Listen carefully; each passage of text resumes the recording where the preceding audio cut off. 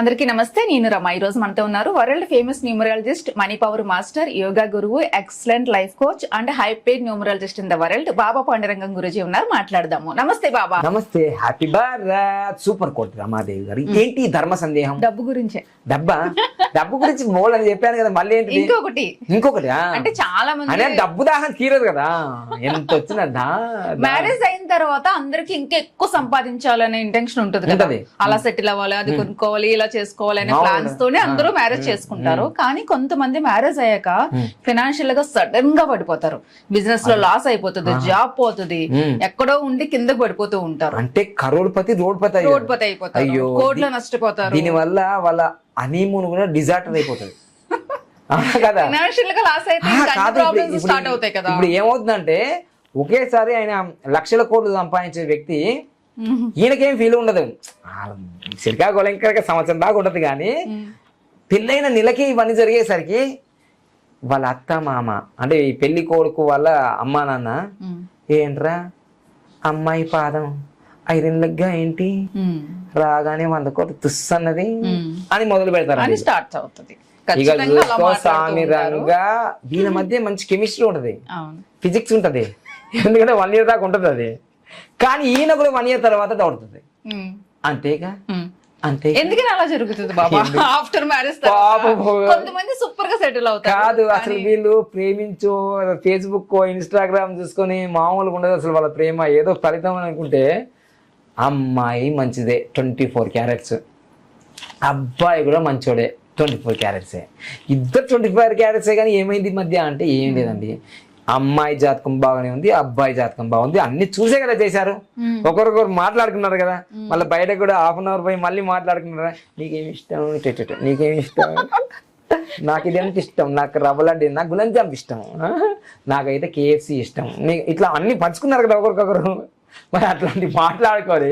ఈ పెళ్లి అయిన 1 monthకే ఇట్లేంది అంటే ఏం లేదు, అన్ని ఇష్టాలు ఎక్స్చేంజ్ చేసుకున్నారు, ఫోన్లు మాట్లాడుకున్నారు గంటలు. అసలు ఆ 1 month అసలు గడిచేపోయింది అలా. మరి ఏంటి 100 కోట్ల లాస్ ఏంటి అంటే ఏం లేదు. ఎందుకంటే నాకు చాలా మంది వివాహం అయిన తర్వాత పాపం వాళ్ళ భార్యని నిందిస్తారు, తర్వాత వాళ్ళ పుట్టిన పిల్లల్ని కూడా నిందిస్తారు. తప్పు, చాలా తప్పు. అమాయక లోకాలు మీరంతా. పాపం ఆ బాబు ఏం చేశాడని నీ జాతకంలో, ఆ పాప ఏం చేసింది పుట్టగానే, ఏం చేసింది? అసలు నీ జీవితం నీ చేతుల్లో ఉంది కానీ వాళ్ళ చేతిలో ఎక్కడ ఉంది? సో అందుకోసమే మీ భార్యను నిందించకండి, నీ భర్తను నిందించండి. మళ్ళీ మీ భర్తను భార్యకి ఈ వీడియో పంపించండి. బాగా రోజు రాసి రంపాన పెడుతున్నారు కదా మీ అత్త మామ. అసలు విషయం ఏంది, మీ జాతకాల్లో లేదు. మీ జాతకాలు మంచిగా ఉన్నాయి కాబట్టి పెళ్లి చేసుకున్నారు మీరు. కానీ మీ పెళ్లి డేటే అష్ట దరిద్రం అయిపోయింది. దానికి లైవ్ ఎగ్జాంపుల్ చెప్తా చూడండి. నేను ఏది ఉత్తుగా మాట్లాడా, అసలు బాబా పాండగం అంటే మామూలు పవలు ఉంటుంది, డైలాగ్ మామూలుగా ఉండదు అసలు పర్ఫెక్ట్గా. ఇప్పుడు మీకు live exam, Amitabh Bachchan marriage date. Amitabh Bachchan and Jaya Bhaduri got married on June 3rd, 1973. కదా, It was a small private ceremony with family. చిన్నగా చేసుకున్నాడు అంత. అమితాబ్ బచ్చన్ ఎప్పుడు చేసుకున్నాడంట మ్యారేజ్? జూన్ 3వ తారీఖు 1973. షోలే సినిమా ఎంత హిట్ అయింది అని ఎన్ని సినిమాలు ఎట్లున్నాయి, సర్కార్ సినిమా, ఇవన్నీ. లాస్ట్కు ఆయన జీవితంలో బ్యాంక్ కరప్ట్ అయ్యి 400 కోట్లు లాస్ అయ్యాడు. లేదంటే గూగుల్ సెర్చ్ చేసుకో, 400 కోట్లు అయింది. ఆయన మ్యారేజ్ డేట్ ఏంటి? జూన్ 3వ తారీఖు 1973. ఆయనకే కాదు, నా జీవితంలో కూడా ఫస్ట్ మ్యారేజ్ విడాకుడు, రెండో మ్యారేజ్ ఏమైంది తెలుసా?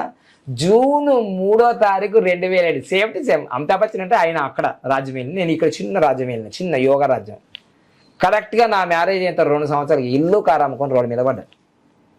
ఆయనకు 400 కోట్లు అయితే నాకు ఒక 4 లక్షలు 5 లక్షలు లాస్ అయిపోయి నేను ఇల్లు అమ్ముకొని, ఇప్పుడు ఆ ఇల్లు నేను ఇప్పుడు అమ్మకపోతే ఇప్పుడు 50 లక్షల కోటి రూపాయలు ఆ ఇల్లు ఇప్పుడు నేను 1,20,000 అమ్మా. ఎప్పుడు 2012 పెళ్ళైన 4 సంవత్సరాలకు అమ్ముకొని కింద పడ్డా.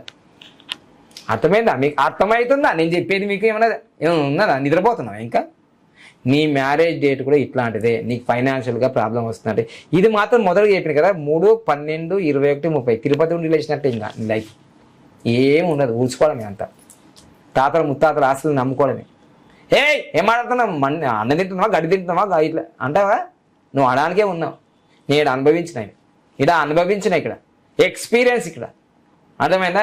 ఇప్పుడు కాకుండా గంట కొడుతుంది మీకు, రెడ్ గంట. అర్థమైందా? నేను బాగానే ఉన్నాను, నేను ఇన్ని సంపాదించా అన్ని సంపాదించా అని నువ్వు తోపుతాడు కొడుతుంటావు. నువ్వు 2 గంట కొట్టడానికి రెడీగా ఉంది, జాగ్రత్త. అందుకోసం ఇదే కాదు, మళ్ళీ 8, 10, 26 కానీ, 4, 13, 23 కానీ, 4, 14, 23 కానీ, 4, 13, 20, 31 కానీ, 5, 14, 23 కానీ, ఇట్లాంటి నెగిటివ్ డేట్లలో మెయిన్ ఫైనాన్షియల్ లాసెస్ వచ్చేది మాత్రం ఈ శని డేట్లు, రాహు డేట్లు. శని డేట్లు అంటే 8, 11, 26. మళ్ళీ కేతువు డేట్లు అంటే 7, 16, 25. రాహు డేట్లు అంటే 4, 13, 20, 31. బుధుని డేట్లు అంటే ఒకవేళ అయితే 100,000 కోట్లు లాస్ అయిన వాళ్ళు ఉన్నారు, వాళ్ళు వచ్చి చెప్పుకున్నారు 5, 14, 23.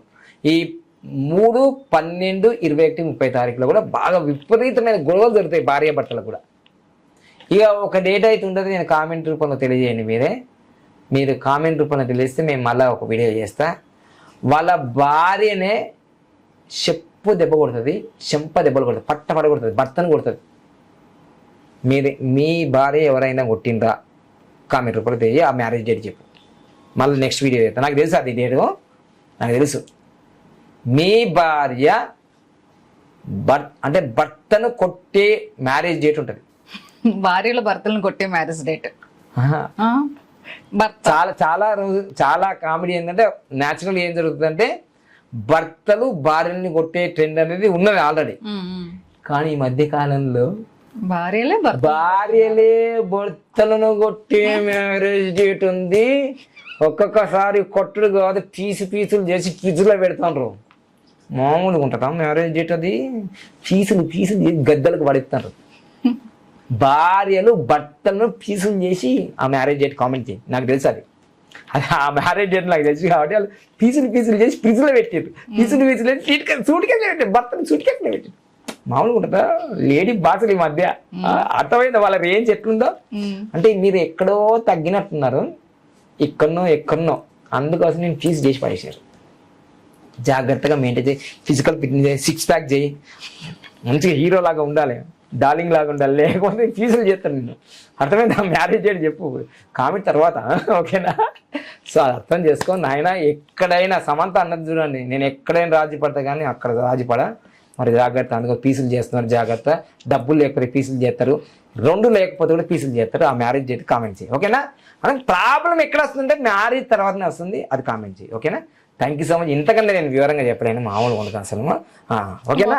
చెప్పారు చెప్పాలి అసలు మళ్ళీ ఓపెన్ చేస్తారు, బద్దలైపోతుంది బాక్స్, ఓకేనా? Thank you so much. Baba, చాలా మంది మీ అపాయింట్మెంట్స్ కోసం ఎదురు చూస్తూ ఉంటారు. వాళ్ళకి అంటే మన దగ్గరకు వచ్చిన వాళ్ళకి అన్ని రకాలుగా కూడా లైఫ్ లో గ్రోత్ ఉంటుంది, ఆరోగ్యపరంగా, మానసికంగా, ఫినాన్షియల్ గా, హెల్త్ పరంగా, రిలేషన్స్ పరంగా, బిజినెస్ పరంగా అన్ని రకాలుగా గ్రోత్ ఉంటుంది. కాబట్టి మీరు ఆఫ్లైన్ అయినా ఆన్లైన్ అయినా కూడా ఈ వీడియోలో వస్తున్న నెంబర్ కి మీరు ఖచ్చితంగా ఫోన్ చేసి అపాయింట్మెంట్ తీసుకోవచ్చు. 100% న్యూమరాలజీ ప్రొడక్షన్స్ మీకు 100% ఉంటాయి కదా బాబా? అసలు జరిగేది రియాలిటీ, ఫ్యూచర్ అన్ని చెప్పేస్తారు. 5,000 సంవత్సరాల్లో ఇప్పటి వరకు ఎవరు కనిపెట్టలేని లైఫ్ టైమ్ గా కనిపెట్టాము. మనం చెప్పిన ప్రతిదీ కూడా జరుగుతూనే ఉంది. మీరు వీడియోలో అప్లోడ్ చేస్తే ఇంకోటి కూడా చాలా మంది మా కస్టమర్స్ కూడా ఇబ్బంది పడేది ఏంటంటే, ఒక్కొక్కసారి అపాయింట్మెంట్ తీసుకున్న తర్వాత 5 రోజులు, 10 రోజులు, 15 రోజులు ఇట్లా లేట్ అవుతుంది కదా. నేను కూడా ఫీల్ అవుతుంటా, అంటే వాళ్ళు బాధలతో వస్తారు కదా, డబ్బులు అందరి దగ్గర ఉన్నాయి, ఇప్పుడు బాధలు తీర్చే వాళ్ళు లేరు.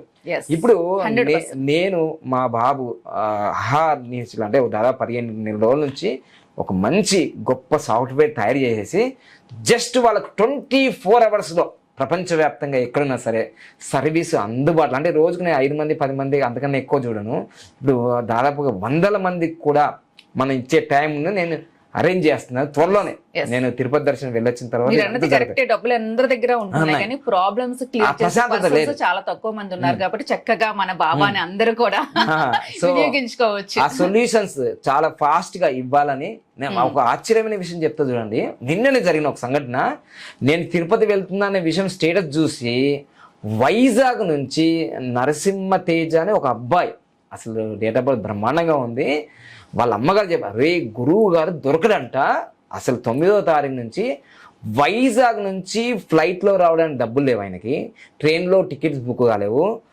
బైక్ తీసుకొని మార్నింగ్ స్టార్ట్ అయ్యాడండి నన్ను కలవడానికి. అసలు నేను మెగాస్టార్కు, పవన్ స్టార్కు, డార్లింగ్కే ఉంటారేమో అనుకున్నాను, నాకు ఫ్యాన్స్ ఫాలోయింగ్ నాకు కూడా ఉన్నారని అసలు నాకు అర్థం కావట్లేదు. 600 వైజాగ్ నాకు తెలిసి 600 కిలోమీటర్లు ఉంటా. మార్నింగ్ 4 గంటలకు మొదలయ్యి మధ్యాహ్నం 2 గంటల వరకు ఇక్కడ ఉన్నానండి. అసలు నేను ఆయన చేతి చూసి ఏంటండి ఇట్లా రఫ్ అయిపోయి, మరి ఉదయం 4 గంటలకు మొదలయ్యానండి. అసలు ఎట్లుంటుంది అంటే దయచేసి మీ ఆరోగ్యం కూడా చూసుకోండి, మీ అమ్మ నాన్న మీరు బతకాలి. నేను మళ్ళీ మీరు ఇంటికి వెళ్ళిన తర్వాత మెసేజ్ చేయండి, మీరు క్షేమంగా చేయాలి. అంటే నేను ఏమంటున్నానంటే అంత దూరం నుంచి పరిగెత్తి రాకండి. నేను ఇక్కడ వచ్చి మీరు అటెండ్ అయితే ఎంత డెడికేటెడ్గా మీకు సర్వీస్ ఇస్తానో ఆన్లైన్లో కూడా మీరు పొందొచ్చు. వాళ్ళకి ఏంటంటే ఒక పిచ్చి గురువు గారిని నేరుగా కలవాలి, బ్లెస్సింగ్ తీసుకోవాలి, గురువు గారితో ఒక సెల్ఫీ తీసుకోవాలి. ఇది అద్దు నాన్న, మీరు బాగుండాలి అంతే. మీరు బాగా ఉండి ఎక్కడి నుంచైనా నా అపాయింట్మెంట్ తీసుకోవచ్చు. మీరు అంత ప్రయోగాలు చేయకండి. 600 కిలోమీటర్లు అంటే ఏమైనా జరిగితే మళ్ళీ నాకే బ్యాడ్ నేమ్ కదా. 600 కిలోమీటర్ల నుంచి వచ్చి ఎక్కడైనా ఏమైనా జరిగితే. సో దయచేసి ఇట్లాంటి ప్రయోగాలు చేయకండి.